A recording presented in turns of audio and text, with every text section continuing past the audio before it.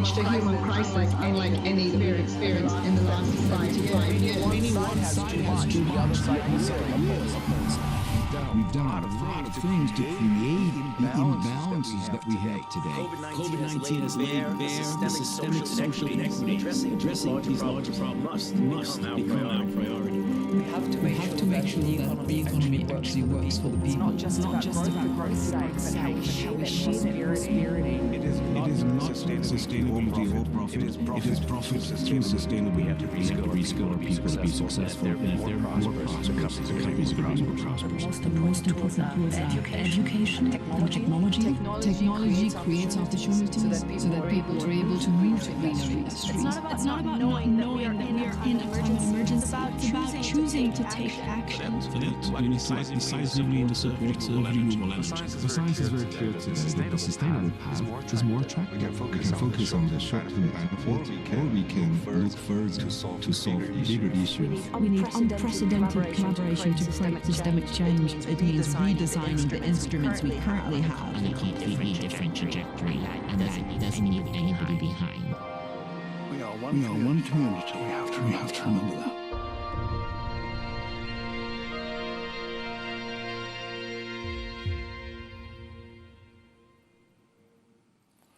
Good afternoon from Geneva. Thank you for joining this Resetting Geopolitics Leadership Panel. This is the fifth day of the Davos agenda and is really focused on advancing global and regional cooperation. Last year was filled with immense uncertainties, let's face it. But one thing was made clear. Global cooperation is not a luxury, it's a necessity. COVID anywhere is COVID everywhere. And yet, at the very moment that we need deeper collaboration, we have seen competitive instincts threaten to overtake cooperative mindsets. Indeed, this past fall, UN Secretary General Antonio Guterres said the world essentially failed when it came to cooperation, unity, and solidarity. That's quite a tough message. And at such a critical and challenging moment for the world, I'm really proud that we have such a distinguished panel here to explore how we can strengthen global cooperation to ensure we exit the pandemic in a stronger position than we entered it. Joining us are Minister Kono Taro, the Minister in charge of Administrative Reform and Regulatory Reform of Japan, but also previously Defense, Foreign Minister, Kang Kyung-hwa, the Minister of Foreign Affairs of the Republic of Korea, His Highness Prince Faisal bin Farhan Al Saud, the Minister of Foreign Affairs of Saudi Arabia, Retno LP Marsudi, Minister of Foreign Affairs of Indonesia, and Ying, vice-chairperson of Foreign Affairs Committee of the 13th National People's Congress, People's Republic of China. So we have a great panel, and we have a lot to discuss. Maybe start with you, Minister Kono Taro, first. Good to see you. We know that currently you're also in charge of the whole COVID pandemic situation and handling it in Japan. Still the numbers are very, very low. You come out of this in a very strong way, but no, it's all about vaccination, and we're seeing a lot of vaccination nationalism in the world. Are you concerned that also this COVID-19 crisis can lead to less global solutions, even if many of the challenges we're faced with, being climate change or pandemics, don't know any kind of borders, will then end up in a result where there's less multilateralism and more national focus, or are you an optimist? Well, thank you. Good evening, everyone. It's 18 in the evening in Tokyo. I'm sitting in my parliamentary apartment. I just finished the dinner. And now I'm in charge of delivering vaccine to 120 million Japanese people. And I'm a little worried about the current situation. when COVID-19 hit everyone in a big way, we had been concerned if there might have been some disruption in delivering foodstuff or importing oil, natural gas, and other source of energy. We were quite concerned because we heavily rely on import of foodstuff and energy. But thanks to everybody, it didn't happen. We have been able to import foodstuff, energy, and other essential stuff. Although, yes, there was a problem getting masks sometime last year, but it was a very short disruption. So I was very confident about the global supply chain of vaccine. But now I'm a bit concerned that EU has announced that EU may block the export of vaccine produced in Europe until sufficient amount is provided to European people before they allow any export to the third countries. We are planning to import vaccine produced in EU to Japan, and the other type of vaccine produced in United States sent to Europe for packaging, and then we import the viral to Japan. And now we are concerned that two types of those vaccines may be blocked in Europe. We never suspected that. So I'm very concerned some government may try to be more nationalistic. It is understandable to put their own people first, but we are living in on the same planet, and the supply chain now goes global. And it is not wise to start disrupting this global supply chain in one way. Then it could lead to some kind of retaliation, and we could end up trying to produce everything in own country, and that is not economical, and many countries that is not possible. So it is time for the leaders of the states to sit down and have online conversation how we can solve this vaccine problem. We need a global vaccine strategy to deliver necessary vaccine to those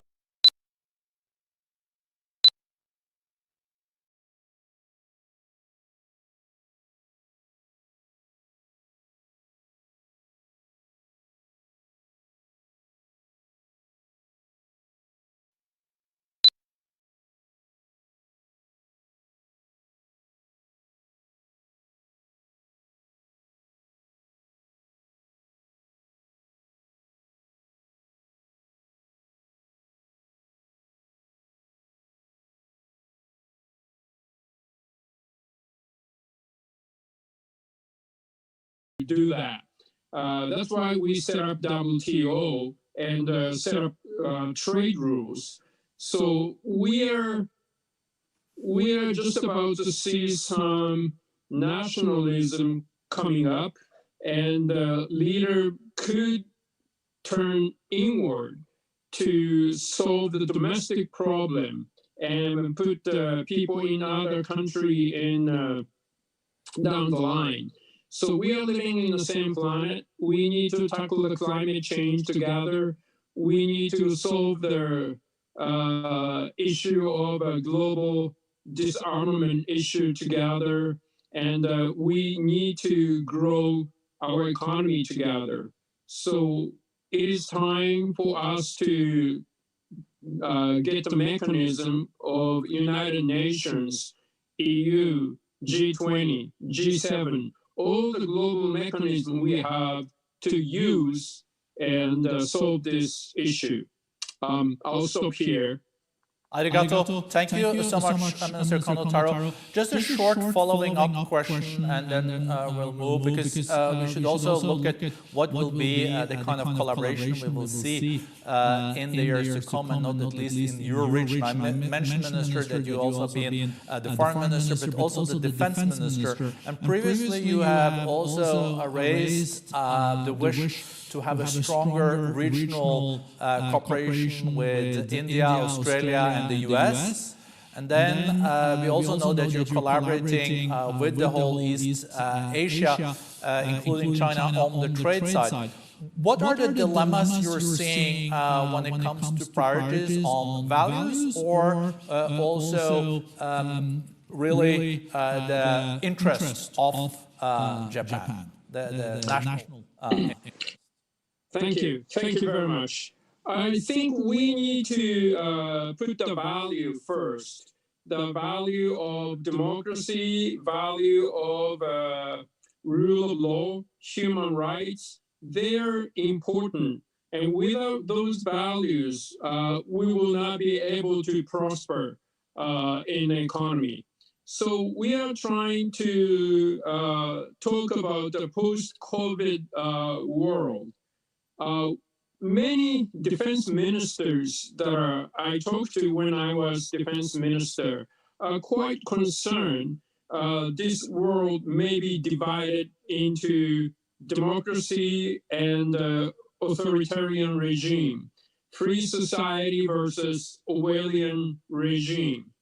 We need to sit down with a country that has the same value, that put democracy, rule of law, human rights together. We need to sit down with a country like ASEAN, Republic of Korea, United States, Europe, Australia, Canada, India, other like-minded country, so that we can keep this liberal international order that has brought about economic prosperity since the end of the World War II.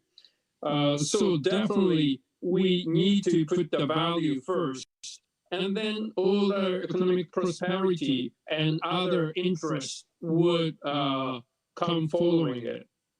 Thank you so much. I think this is a natural bridge also to you, Foreign Minister of Republic of Korea, Kang Kyung-hwa. You have also a long career in the UN in your past, and know, of course, listening to Mr. Kono-Taro, but also seeing what kind of cooperation do we need now, dealing with COVID, climate change, but multilateralism in general. What will be Korea's priorities moving forward, and what is your recommendation? Well, first of all, thank you very much for having me on this panel. It's wonderful to be joining and sharing the same screen with some very good friends and partners that I've worked with over the years. This will be one of my final acts as Foreign Minister before I depart in about a week's time. So all the more delighted that I have this opportunity to share thoughts with you and through this panel with a global audience. I think, obviously 2020 overwhelmed all of us with the COVID-19 pandemic. And as the video very tellingly showed, it just exposed the weakest and the most vulnerable links in every society, but also it's been kind of a stress test for a world that was somewhat being unanchored, very interconnected, but increasingly fragmented, with the tide turning against globalization. And I think COVID-19 came at the time when this fragmenting global unity was needed to be exposed somehow, and it certainly has been exposed in a very, very destructive way. And we failed. We failed the stress test, as the Secretary General has made very clear, with over 100 million affected and 2 million dead. Clearly, we have failed, and the numbers continue to grow. In hindsight, I think there are lots of lessons to be learned, and perhaps things we could have done differently to save more lives. And perhaps it's excusable that we didn't know better about the novel virus or how to respond to it because it was novel. It was an unknown quantity when it struck us. But one thing was very clear from the very beginning in the early weeks, that the virus travels across borders, knows no borders. The global community is in this together. And unless the whole world is safely protected from the virus, no country, no people will be fully safe again. But still, it has been an uphill battle, to put it mildly, to forge the unity of purpose needed to fight the pandemic and recover from its devastating consequences.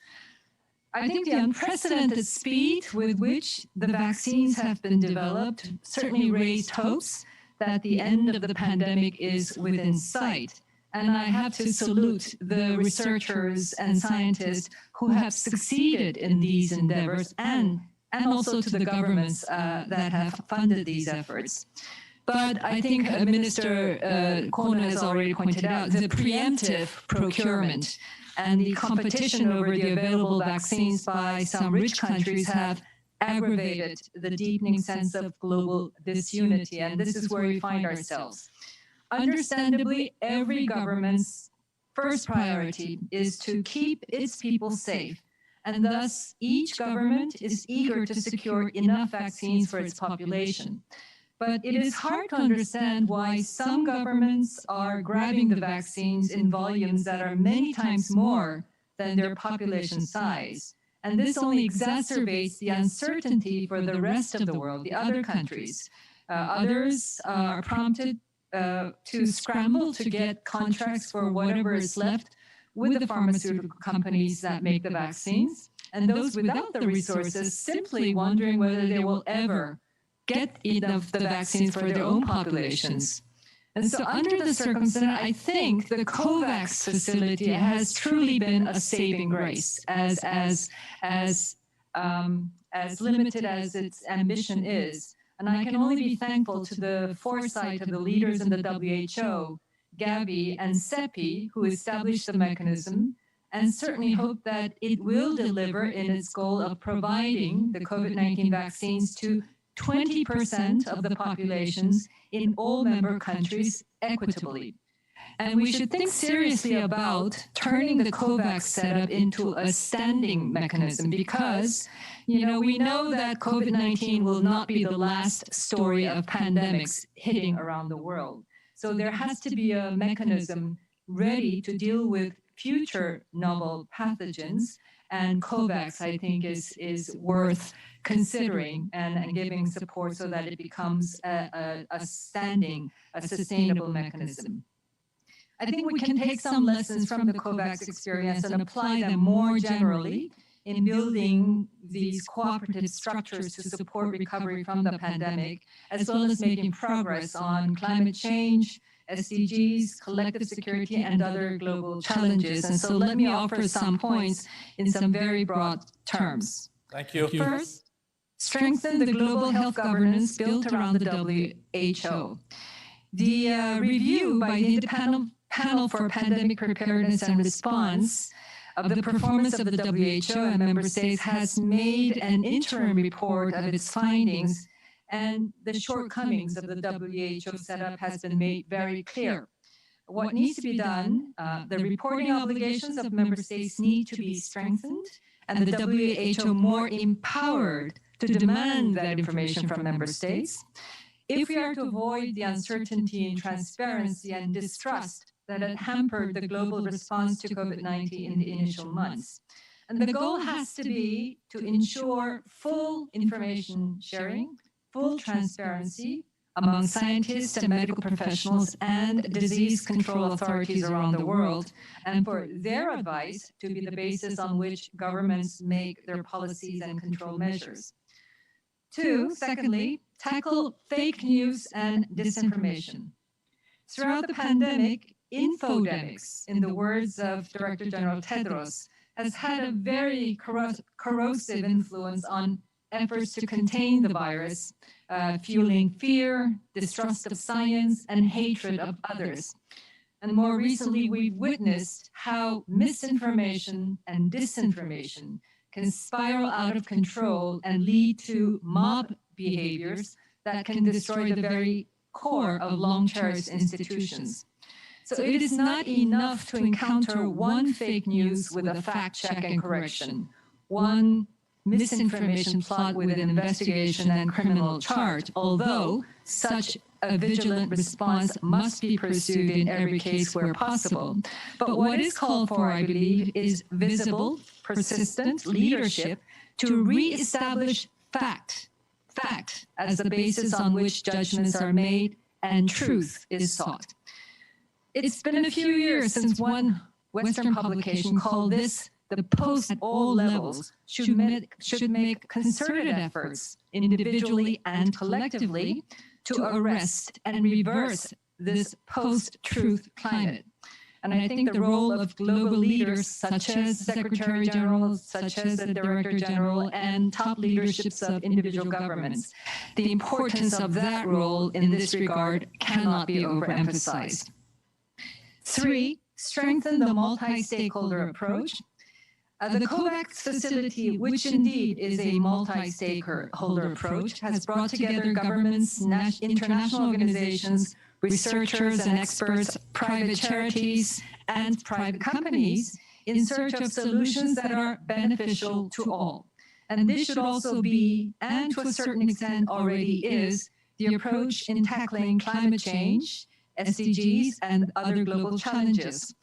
For example, I think in climate change, in many countries, private companies are way ahead of governments in their ambitions to go green. For example, the RE100 initiative, i.e. Renewable Energy 100%, is gaining impressive ground in many countries, including in my own. The P4G initiative, Partnership for Green Growth and Global Goals, is precisely aimed at strengthening the public-private partnership in tackling climate change and sustainable development goals. And Korea will be hosting the second summit meeting of the P4G in late May. And this, coupled with the ambition of the new Biden administration to hold a climate change summit, we hope this to be a vital stepping stone to a successful outcome at the COP26 in Glasgow later in the year, securing bolder, more ambitious commitments to curb carbon and other greenhouse gases under control. And 4, each country must take responsibility to restore multilateralism. The decisions of the new U.S. administration to return to the Paris Agreement and the WHO has been widely welcomed around the world, especially by countries like Korea that have been beneficiaries and advocates of multilateralism. But it will take much more than the actions on the part of the new U.S. administration to breathe new energy into the UN system. I think to varying degrees, the multilateral organizations that make up the UN system have been long in need of revitalization. The unilateralist tendencies of some major players have further sapped the energy out of them recently. And to be sure, there are structural impediments to a sweeping revamping of the organizations so that they become truly fit for purpose in the fast-changing world. But still, giving up or leaving the hard work to others is not an option. It is in the self-interest of each and all countries that depend on global norms and the rules-based international order to actively contribute ideas, experience, and resources to shoring up the multilateral order and its building blocks, such as the United Nations, the WHO, the WTO, the G20, the G7, and many more. And in closing, as I prepare to leave my post, I am very assured that my government will remain at the forefront of these endeavors. Thank you very much. No, thank you so much, and thank you for the impressive job you've done in the years where you had this portfolio of foreign minister. We're so privileged to have you here during your last week, minister, and we know that you will also be doing a lot of exciting things in the future. I'm now turning to His Highness Faisal Al Saud, Foreign Minister of Saudi Arabia. We know there's a lot of interest always to the Middle East, we know that there's also been a lot of positive development in the regional cooperation in the GCC in the last month. Gulf solidarity is one of the terms that have been coined, and maybe you'll share with us, Your Highness, what you see for the years to come when it comes to GCC cooperation, but also if something from that cooperation is applicable to the rest of the world. And I also have to remind everyone that we have now used half an hour on two of our speakers, so we have 15 minutes left, so we have to really show solidarity with each other. Your Highness. Well, thank you very much. Glad to be among you today to discuss this important subject. I want to just say I'm glad to share once again a forum with Minister Kang Kyung-hwa. We've shared several forums, and it's always been great working with her and talking to her. And it's of course unfortunate that our last meeting will be over, on such a forum is going to be virtually, but that's the challenges we face. But just wanted to say she's been an excellent colleague and worked very, very strongly exactly on the field we're talking about, which is multilateralism and cooperation.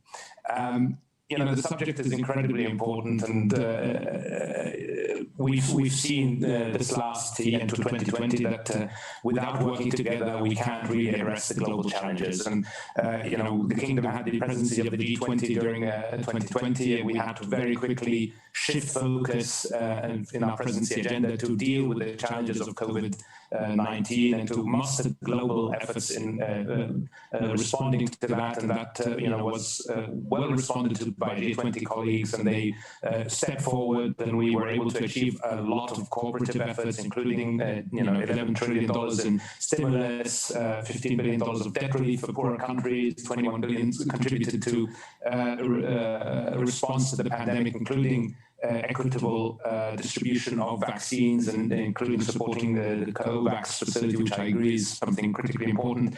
And I just hope that we can maintain that momentum, because as my colleagues have mentioned, we are seeing some unfortunate backtracking, some unfortunate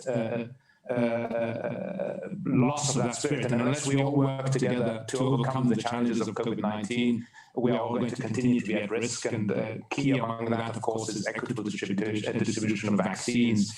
And that links to your question, because without regional cooperation, we can't have effective global cooperation. And that's why it was important that we achieve what we did in the Angola Declaration, which is bringing back the GCC into full cooperation. And building on that, we will be able to help secure the regional stability, secure that we are focused within our region on developing on the very important opportunities that we have here, but also on dealing with the many challenges. And that cooperation will only serve to bolster the global cooperation. And we've heard again today that all the challenges that we face as a global community require working together. Whether it's something as novel as the COVID-19 outbreak, I'm sure we will have other similar challenges in the future, but also things like climate change. And there we see that just like this region has played a key role in powering the global energy needs and in helping power the global economy, we will also play an important role in meeting the global community's net carbon neutrality targets. So we are already working with our European partners in developing green and blue hydrogen, and these efforts are going to be key to achieving an effective response to the challenges of climate change. So again, without working together, without effective cooperation, without a real global outlook, none of us will succeed. So the Kingdom will continue to work together with its partners, and is focused really on delivering not just regional cooperation, but global cooperation on all those subjects that we all as a global community face. And that will take leadership and responsibility. And I I'm sure that all of our colleagues in the global community will be focused on working together on delivering that leadership that focuses on not just cooperation, but achieving all of those goals that we all share, which is delivering prosperity, peace, and security for the people of the world. Thank you so much, Your Highness. Shukran. Just a short question before I go to the Indonesian Foreign Minister.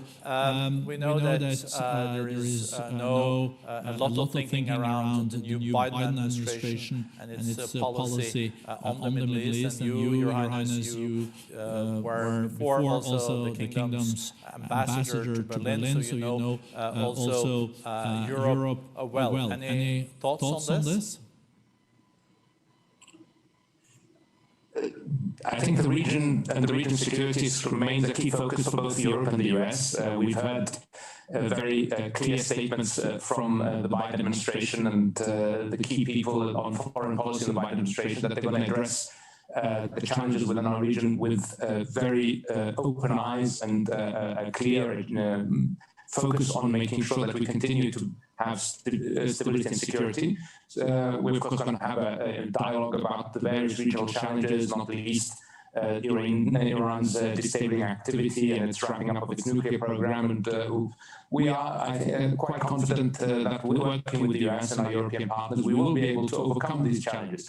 In the end, we see these challenges as posing a risk not just to the region, but to the global community and global prosperity. And really, what our hope is that we can move from these the focus in our region on security issues and on challenges of a military nature to really focusing on how can we be part of delivering global prosperity, global innovation, and being a driver of those elements. And I think that's something that both the US and Europe agree with us on. So we will work very closely with our partners to deliver that.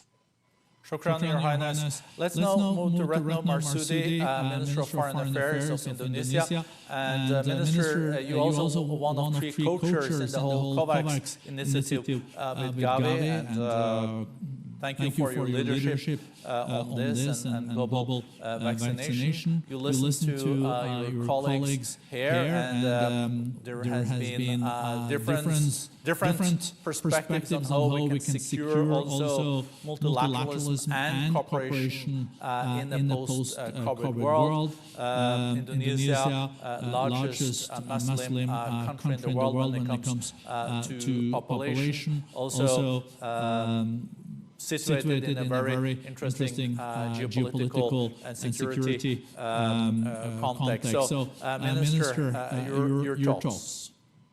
Right. Well, thank you very much, Borfer, for having me. First, I would like to share the same concern with my previous speakers about the vaccine nationalism. And thank you, Taro, for mentioning about ASEAN. Kumwa, thank you for mentioning about COVAX facility, and Faisal, congratulations for your leadership in the G20 last year. Borja, 2 days ago, I co-chaired the COVAX AMC engagement group together with Minister Karina Cole of Canada and Dr. Lia Tadese of Ethiopia. It was attended by more than 400 participants, I think almost 500 participants. Through COVAX facility, the AMC 92 economies could obtain up to, or hope to obtain up to 20% of their population. And during the meeting, we discussed various details in preparation of equitable and fair access to vaccine for all to take place.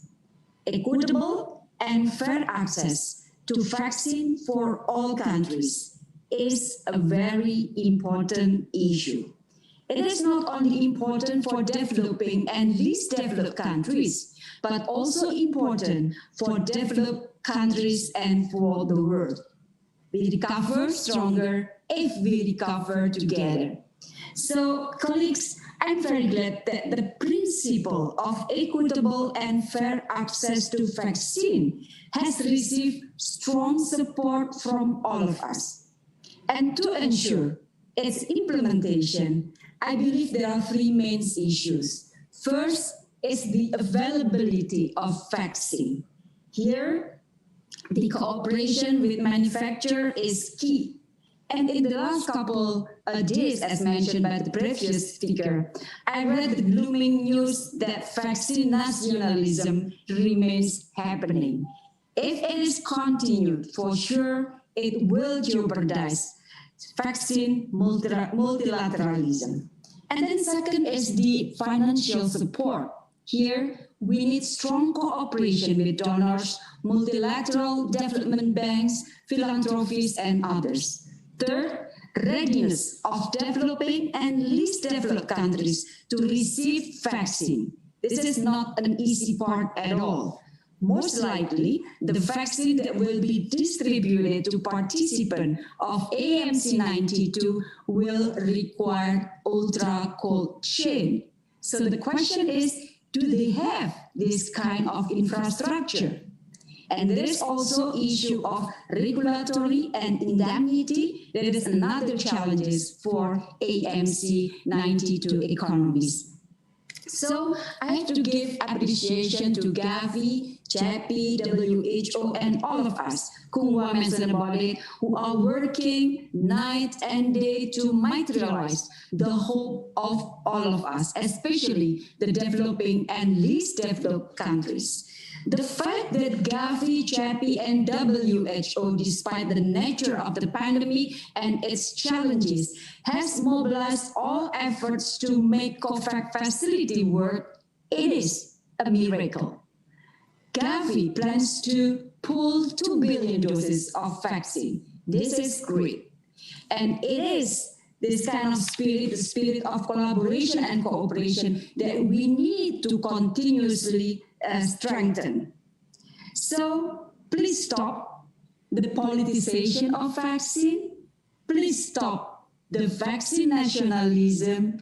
And we must remind ourselves, vaccine is a humanitarian issue. Vaccine is not a political issue.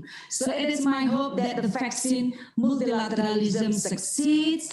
Then what we can say, multilateralism delivers. Thank you, Borja.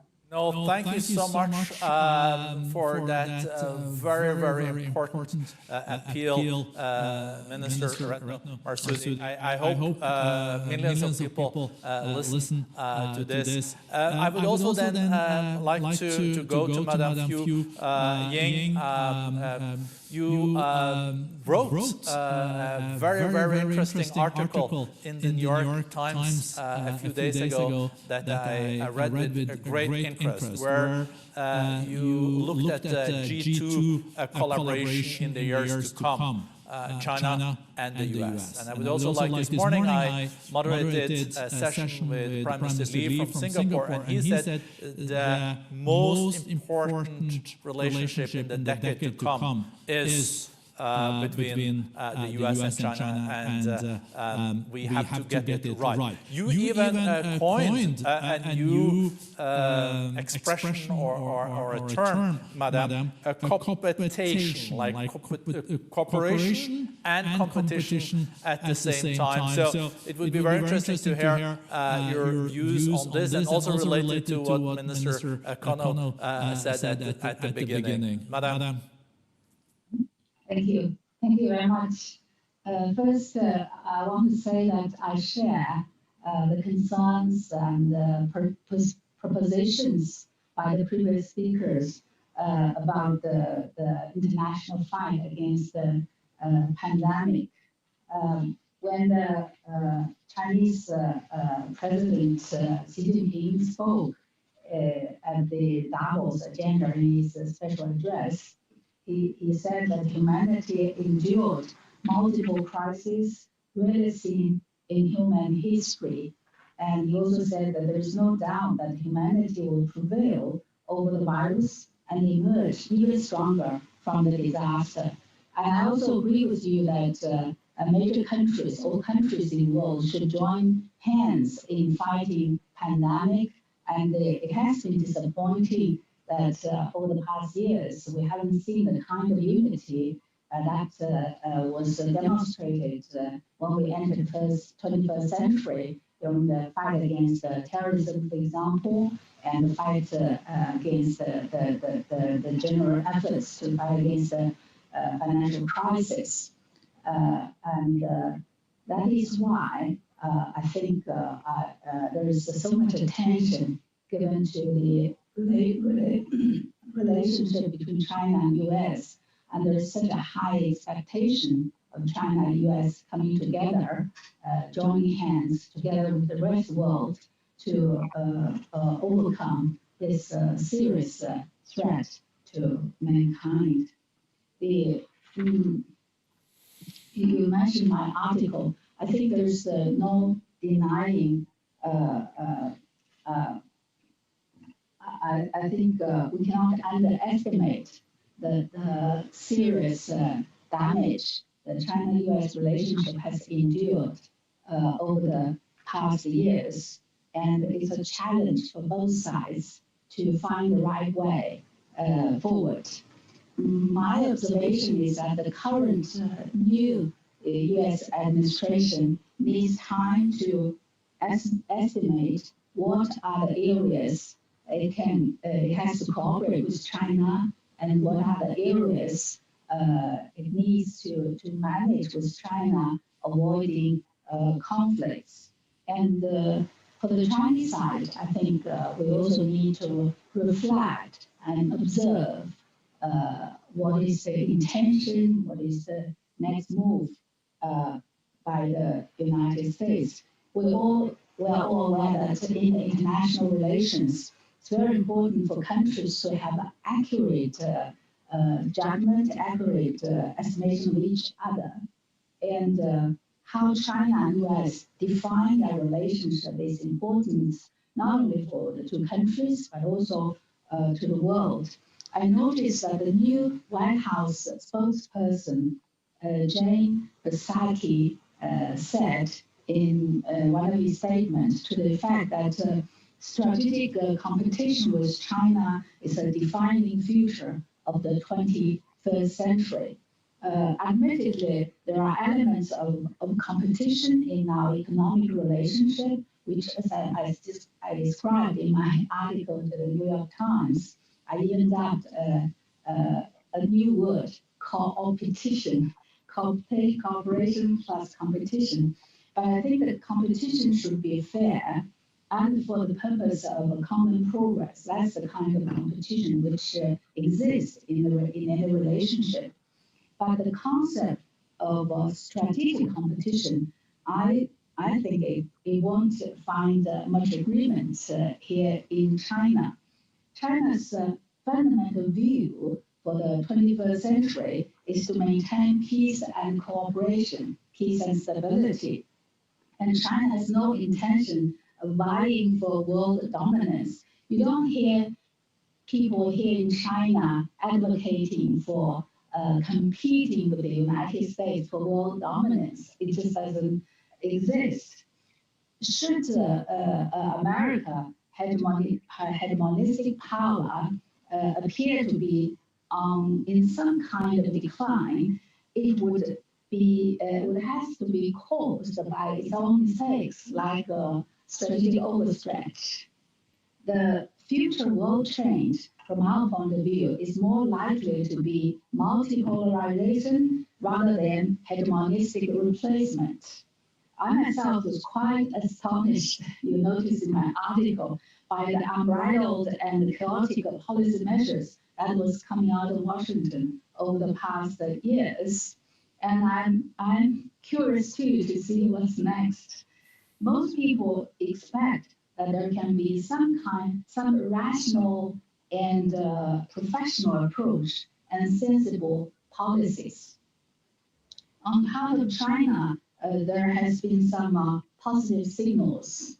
In his congratulatory telegram to President Joe Biden, which was sent on November the 25th, 2020, Chinese President Xi Jinping said that promoting healthy and stable development of China-U.S. relations not only serves the fundamental interests of the people of both countries, but also meets the common expectation of the international community.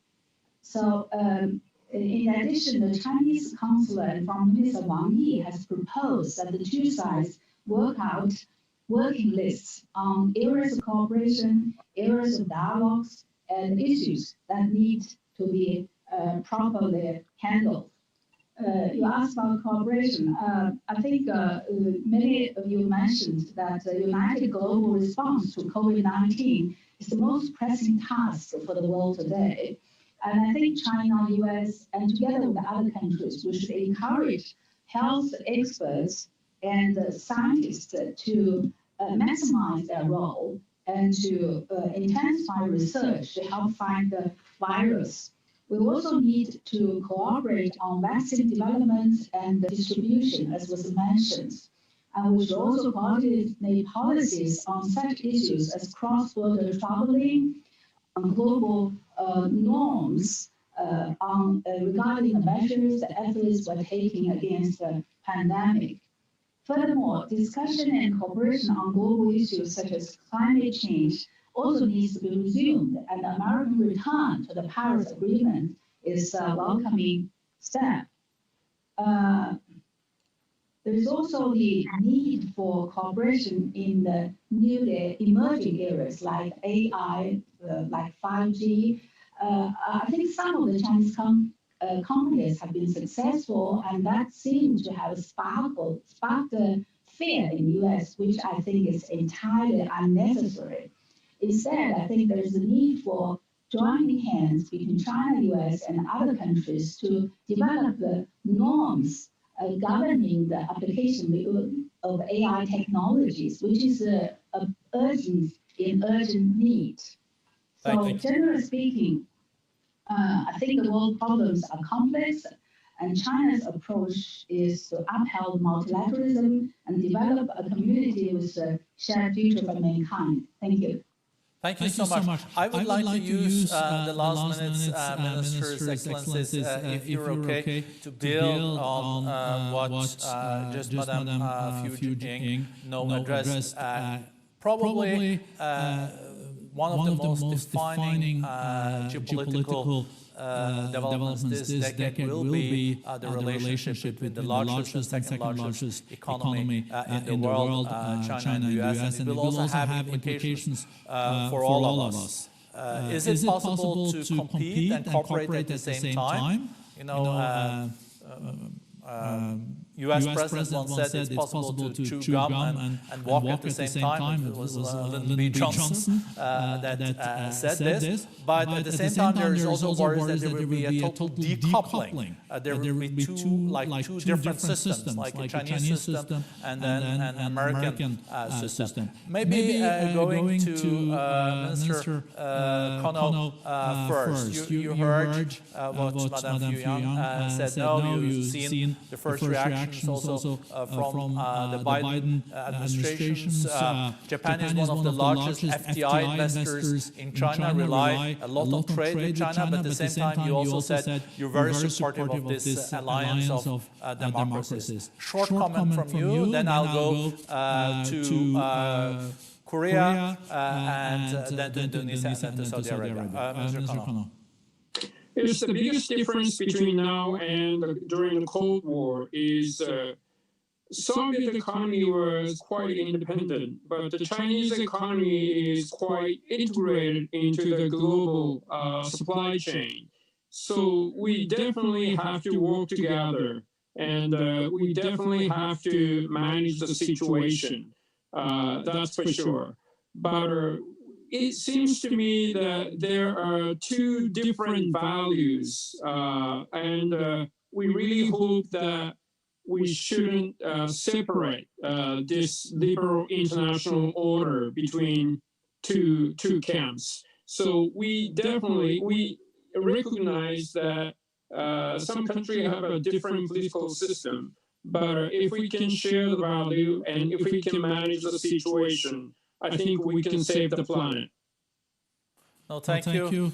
And let's then go to Minister Kyung-Hwa. You heard Minister Kono earlier on. Yes, well, I think I share the same points. I think the world is too interconnected. Our businesses work all over the world. We have businesses hugely invested in China and the United States. China is our #1 trading partner. The United States is our second.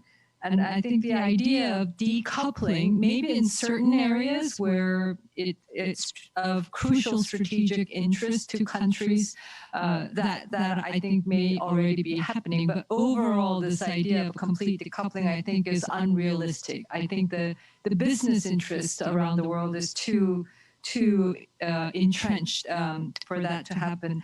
Competition, certainly in certain areas, but cooperation. So I think Ambassador Fu Ying had it just right when she said competition.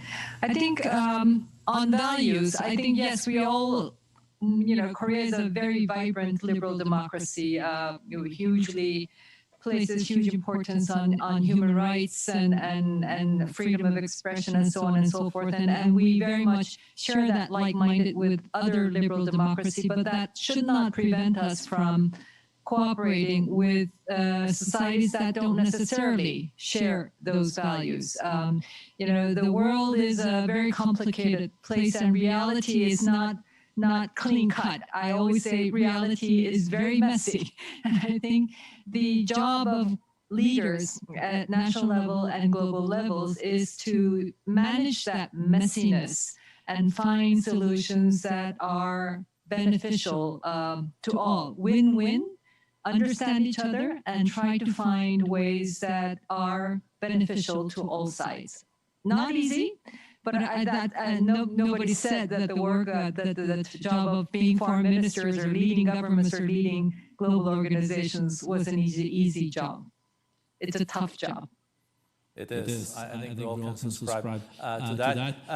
Minister Retno Marsudi, realities can be messy. I think also Indonesia is very close to both the US and China, and also being a democracy. Reflections on your side, how are you going to do this balancing? Do you see a decoupling? Borja, you asked about whether compete and cooperation is possible.